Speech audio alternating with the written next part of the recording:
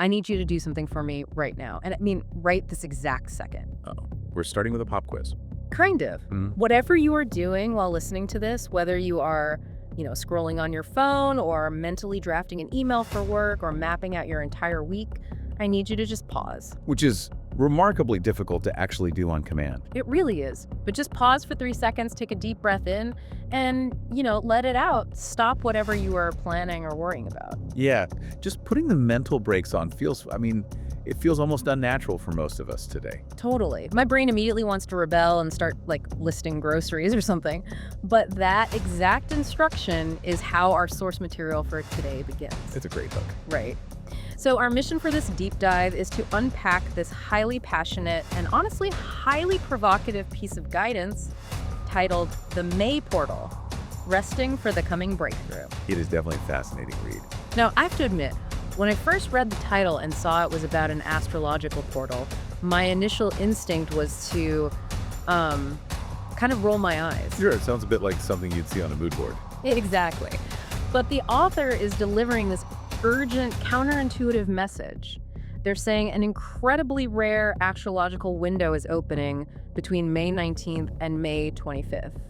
And the argument here is that the only way to capitalize on this massive window of opportunity is to do absolutely nothing. Which creates an immediate tension, right, with how we are conditioned to operate in the world. Oh, completely. Yeah. We are taught that when an opportunity presents itself, you have to lean in, you have to hustle and, meet it with aggressive action. Always be grinding. Right, but this text is demanding the exact opposite. It frames rest not as like a break from the work, but as the work itself. Okay, let's unpack this.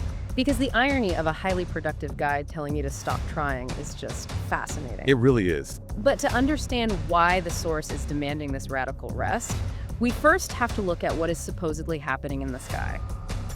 The author maps out a very specific celestial timeline. Yeah, and even if you don't follow astrology, the psychological framework they build around these dates is really worth looking at. For sure. So the astrological setup is basically the scaffolding for the entire protocol. Right, the author identifies 3 distinct celestial movements that compound on top of each other in a very tight time frame. And the argument is that this creates a unique sort of energetic pressure cooker. Exactly. So it starts on May 17th. That's when Mercury enters Gemini. The text says this speeds up your thoughts, your communication, and crucially, your nervous system. You are suddenly processing information at this rapid-fire pace. Yeah, if we look at the internal logic of astrology, Mercury is the planet of communication and data. And Gemini is an air sign characterized by speed and mutability. So Mercury entering Gemini is essentially like overclocking a computer's processor. Oh, that's a good way to put it. Yeah, the sheer volume of data intake increases. But, processing power without direction is just chaotic noise. Right, you can process millions of data points and still have no idea what to actually do with them. Which is why the text places so much emphasis on the next date. May 20th. That is when the sun enters Gemini. And this changes everything. The author describes this as bringing unignorable clarity. The chaotic, fast thoughts from Mercury are suddenly illuminated. You start connecting dots that have been floating around separately in your life for years. Yeah, you finally see the subtext of conversations, or you realize the actual root of a problem you've been having. Because the sun represents illumination and conscious awareness. So if May 17th gives you the raw data, May 20th gives you the spotlight to actually read it. I love that. You are no longer just thinking fast, you are seeing clearly. And that intellectual clarity sets the stage for the physical manifestation, which happens on May 25th. Right, when Jupiter enters Cancer, which they note hasn't happened in over a decade. Yeah, in this framework, Jupiter is the archetype of expansion, miracles, and sudden luck. And Cancer is the sign of home, emotional foundations, and security. Which leads to a really specific feeling. Yeah, the author has this amazing analogy for Jupiter in Cancer. They say it's like someone wrapping a warm blanket around your heart and handing you a winning lottery ticket. That is quite the image. Right. It's not just financial luck, it's deep emotional expansion, family healing, or, the sudden return of something you thought was lost. But looking at all of this together, Mercury, the Sun, and Jupiter, it feels like trying to plug a massive industrial power line into a standard wall outlet. Oh, wow, yes. That's a lot of juice. What's fascinating here is how the author synthesizes this triple alignment. You have the raw speed of Mercury, the sudden illumination of the sun, and the massive expansion of Jupiter all converging, And the author calls this convergence a portal. which is really just a shorthand for a dense concentration of potential. The core thesis is that this portal brings a shock of clarity. But, and this is the foundational rule of the text portals, do not ask for your effort. They ask for your presence. They ask for your presence. So if this incredible window of luck and clarity is arriving, you have to be fully awake to experience it. But the source claims that most people are going to completely ruin this opportunity. Yeah, they are going to miss the entire thing, The argument is that people will ruin it simply by being exhausted. which is so relatable. The modern baseline is to be so drained from forcing outcomes, micromanaging our lives, and just overthinking that we are effectively asleep at the wheel. Exactly. When that door of opportunity flies open on May 25th, the average person simply won't have the energetic bandwidth to recognize it, let alone walk through it. The author uses this overflowing cup analogy, which I think resonates regardless of your cosmic beliefs. Oh, absolutely. Imagine someone trying to pour new wine into a cup that is already filled to the brim and spilling over. It makes a mess. Right. If you don't rest prior to this window, this breakthrough won't feel like a blessing. It is going to hit you as pure overwhelm. The energy crashes into you instead of lifting you up. And if we look at the neurobiology behind that analogy, it makes perfect sense. When you are chronically stressed, you are operating in a sympathetic nervous system state. The classic fight or flight. Exactly. Your amygdala is scanning for threats. You literally cannot process a miracle or a sudden streak of good luck because your brain perceives any sudden change as a danger. Wow, that makes so much sense. To receive something expansive, you have to be in a parasympathetic state, rest and digest. That actually brings up a really compelling part of the source material. They feature a comment of the day from a reader named Jamie. Ah, yeah, Jamie's comment. And Jamie's comment strikes right at the heart of why getting into that parasympathetic state is so incredibly hard. Jamie writes in saying they feel guilty every single time they try to rest. So common. They feel like pausing means they're falling behind their peers, so they constantly push through the fatigue. That guilt is the psychological hallmark of our current culture. We equate stillness with stagnation. We really do. We view ourselves as machines that just need to be optimized and refueled rather than, biological organisms that require seasonal dormant periods to actually survive. To counter Jamie's guilt, the author uses the analogy of a farmer. They ask, does a farmer yell at the seeds to grow faster? Right. Do they dig them up every single afternoon to check on the root progress? Obviously not. The farmer rests, they water the soil, and they wait. The text says that this waiting isn't laziness, it is alignment. It is a profound reframing of what preparation actually looks like. The author makes the point that rest is the plow breaking the soil. I love that. By emptying that overflowing cup, you are actively recalibrating your nervous system. You are increasing your capacity to handle a sudden influx of information or emotion. So that when the astrological shock arrives, it feels, in the author's words, like a hug, not a hit. Exactly. A hug, not a hit. But here is where someone listening might say, okay, I understand the concept, but I don't feel like I need to rest. Right, the classic denial. Yeah, like I sleep 8 hours a night, I drink my green juice, I'm fine. But the source argues that your battery might be completely drained without you even realizing it. And they outline 7 hidden signals of exhaustion to prove it. And they don't just list them, they fundamentally redefine common annoyances as neurological distress signals. Well, rather than viewing these 7 signals as just a random list, we can kind of group them to understand what the body is actually attempting to do. Okay, let's do that. The first few signals the author mentions are essentially cognitive leaks. This is the brain losing its grip on executive function. Right, like signal number 1, making small, stupid mistakes. Spilling your coffee, locking your keys in the car, or sending an email without the attachment. We've all been there. The author says these aren't random clumsy moments, this is your brain demanding a timeout. Because underneath that clumsiness is cognitive load theory. When your working memory is maxed out from stress and hypervigilance, it starts dropping basic tasks. It just can't hold it all. Right. The brain is literally offloading minor operations to conserve energy for survival. It is a tap on the shoulder. And if you ignore the tap, you get signal number 2, irritation at harmless people. Oh, this one is huge. Someone asks a simple question at work and you feel this intense flash of rage. The text says this isn't about the other person being annoying, it's your system running on fumes. Every external request feels like an attack on your depleted resources. And that ties perfectly into signal number 3, replaying old conversations. Rumination. Yes. Thinking about something awkward you said 5 years ago. We often judge ourselves for this, thinking we're just being neurotic. But the author argues your nervous system is actually attempting to solve old, unresolved threats because it is stuck in a hyper-aroused state. Which is wild to think about. You cannot think your way out of that loop. You have to rest your way out, allowing the nervous system to finally stand down. Rest your way out. That is a completely different way to approach anxiety. It really is. Now, the next category of signals gets into much deeper, almost systemic fatigue. Signal number 4 is waking up with a heavy body despite getting a full 8 hours of sleep. You feel like you're wearing a lead suit. Yeah. Now, the author uses a term here that threw me off a bit. They claim the body is processing karmic release while you sleep. What exactly are they getting at there? So karmic release is a highly esoteric term, but we can translate it into practical physiology.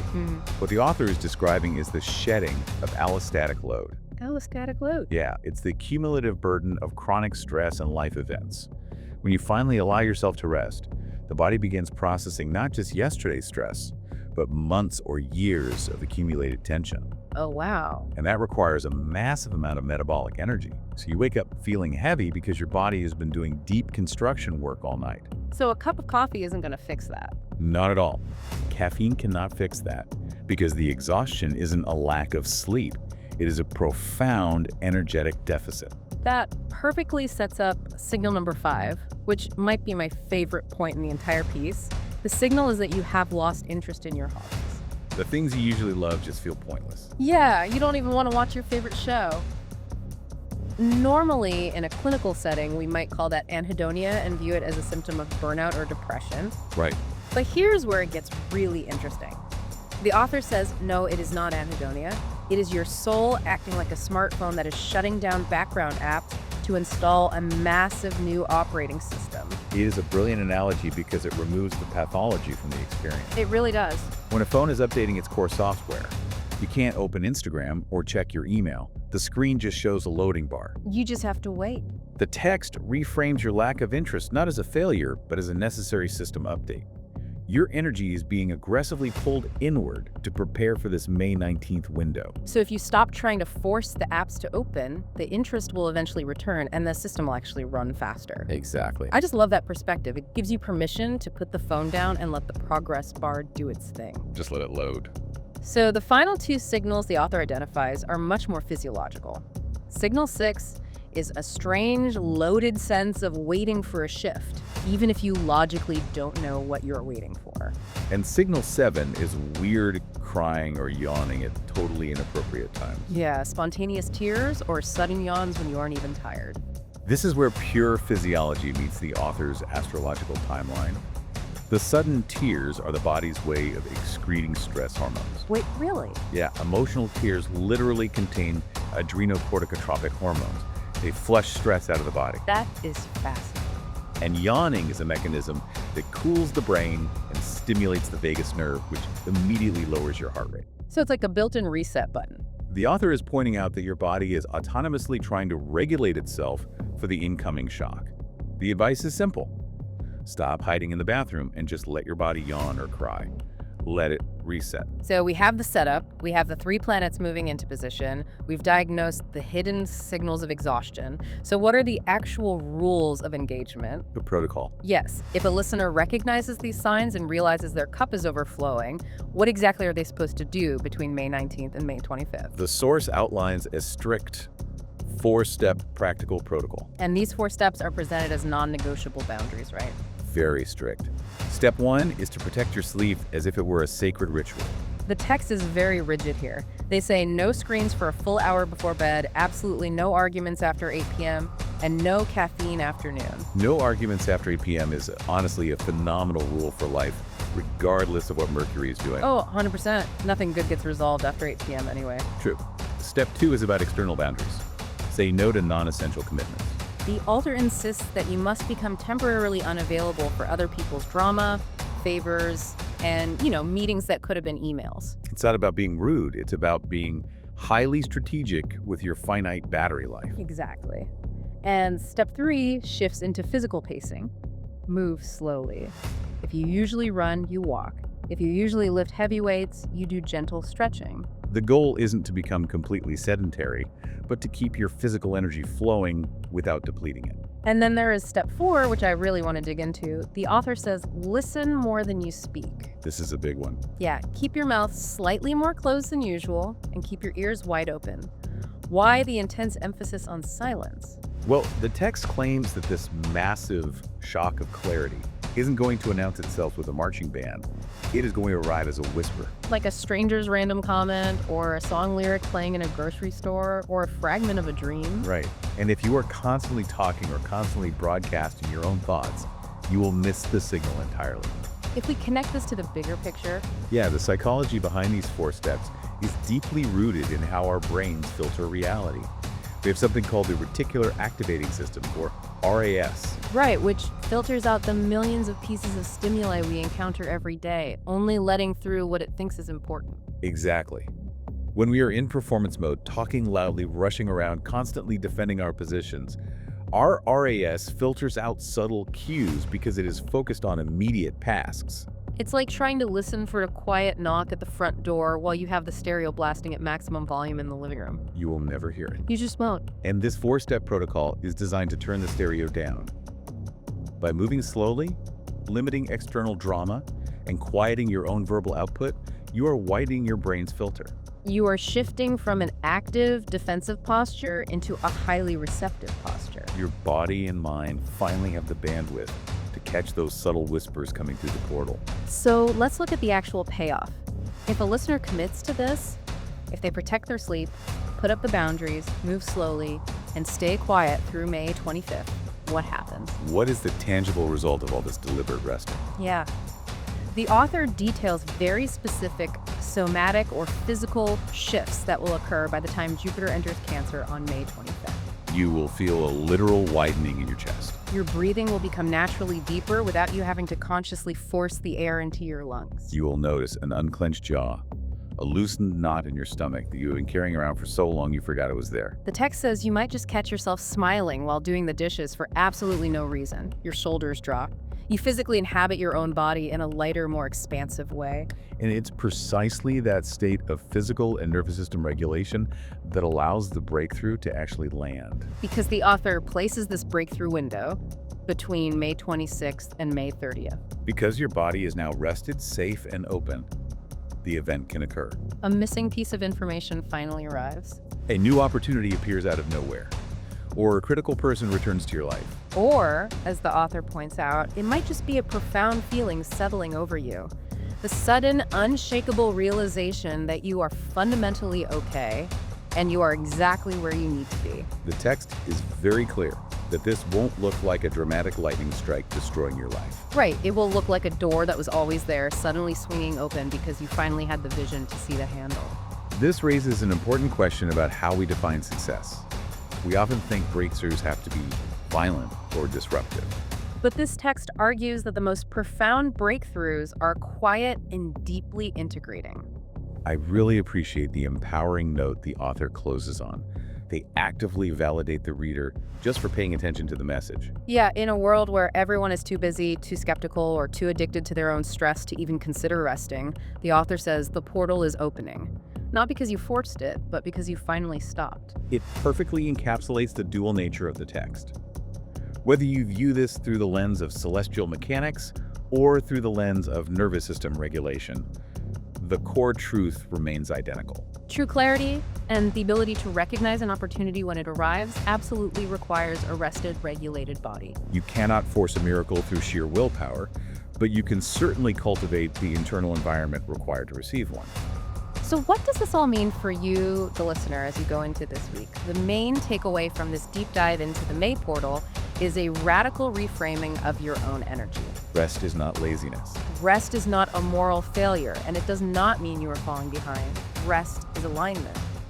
We wanted to unpack this specific source material to show you that Sometimes, stepping back and doing absolutely nothing might actually be the most strategic, highly productive thing you can possibly do. We spent a lot of time today discussing how this protocol prepares you for the external shock of clarity, the sudden luck, or the new opportunities arriving from the outside world. But as you enter this window from May 19th to the 25th, I would encourage you to consider one final layer to all of this. What if the true shock isn't the opportunity or the message that arrives from the outside? What if the real shock is discovering who you become when you finally stop fighting your own need for stillness?